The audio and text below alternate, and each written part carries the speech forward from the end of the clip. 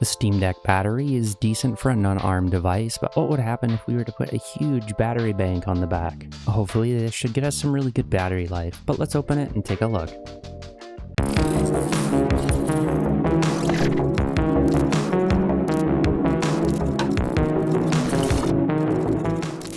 In the interest of full disclosure, this unit was sent over by Antank, but all opinions are my own, and they're not seeing this video before it goes live. Inside we get that power bank, a magnetic clip to attach it to the device, and an angled USB-C connector. This is a 16,000 mAh battery, which is pretty impressive. However, that extra capacity comes at a cost, and we're adding 410 extra grams to the overall weight of the unit. Hopefully that's not too heavy, but let's open the box and take a look at what's inside. The first thing we see when we lift up the lid is the power bank itself. Let's take that out and take a closer look. It's definitely got a little bit of a weight to it, but that's not too bad, and it's definitely lighter than I was expecting. Lifting up the lid here, you can see that we have the magnetic clip and two USB-C cables. One's a longer one that we can use to charge other devices, and we also have that angled USB-C connector that attaches it to the Steam Deck. Let's take a closer look at the magnetic clip that attaches the battery bank to the Steam Deck itself. The clip is made out of a durable plastic, and we have magnetic parts on the back and the front. In case you're curious about it, the magnet that's on the side of the Steam Deck is a lot weaker than the one that connects to the battery bank. One thing that I was definitely worried about was putting up a magnet against any electronic device, but from my testing with it so far, this doesn't seem to affect the device in any way. The side that goes up against the Steam Deck is also really smooth, so I don't think it's going to scratch the device at all. The battery bank is built really well, and it has a good quality feel to it. If you're looking at the front side, you can see a little LED notification light that shows you how much battery is left in the power bank. Some battery banks obviously have a little readout screen that shows the battery percentage, but I appreciate that they tried to keep the cost down on this, and I think it does its job. Overall though, I think they did a really good job with the design of the battery bank itself. Flipping it over, you can see the little cutout here where the magnet attaches to the battery bank. Before attaching any magnetic accessories to your Steam Deck, make sure that you do not use them on a Delta fan model. There's a good chance though that your Steam Deck is not using the Delta fan. From the sounds of it though, it sounds like the Delta fan has kind of been phased out. The little clip here comes with a perfect cutout for the vent up the top of the Steam Deck, so it shouldn't block airflow at all. If you look at the bottom here, it also has a nice cutout for the other vent. Attaching the little clip here can be a little tricky. Start with attaching the bottom, then slide the top part over.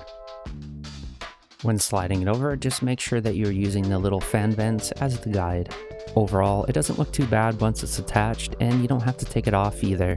The clip itself seems to firmly attach to the Steam Deck, so I'm not worried about this falling off at all.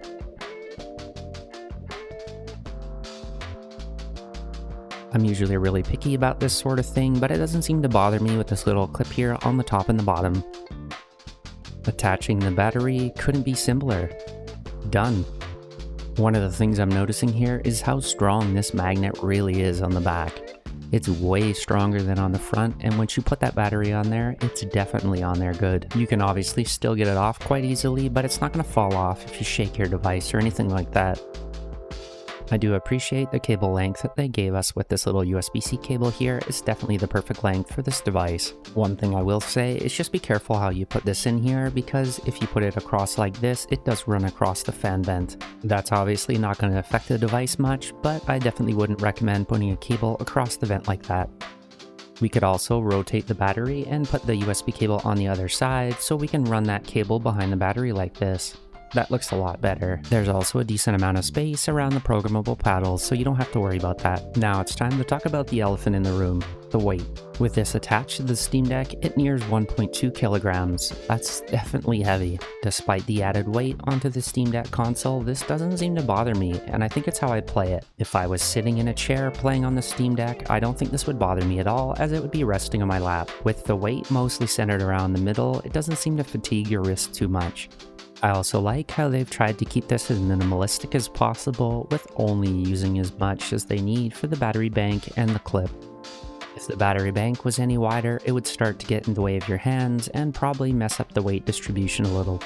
Taking a look at some games, Rune Factory 4 special runs for 4 hours on the stock battery at 50% brightness. Out of all the PC games I've tried, this is definitely one of the longer lasting ones. Things get very interesting though when we switch over to the battery bank. With the same 50% brightness, we get just over 16 hours of gameplay. That's actually better than a lot of ARM devices that I've tried. Moving up the game scale just a little bit, let's check out Octopath Traveler 2. Again, at 50% brightness on max settings on Octopath Traveler 2, we get a little over 2 hours on the stock battery. Overall, that's not too bad, and I don't think that battery life has ever bothered me. However, when switching over to the battery bank attachment, you can see we get almost 9 hours of battery life.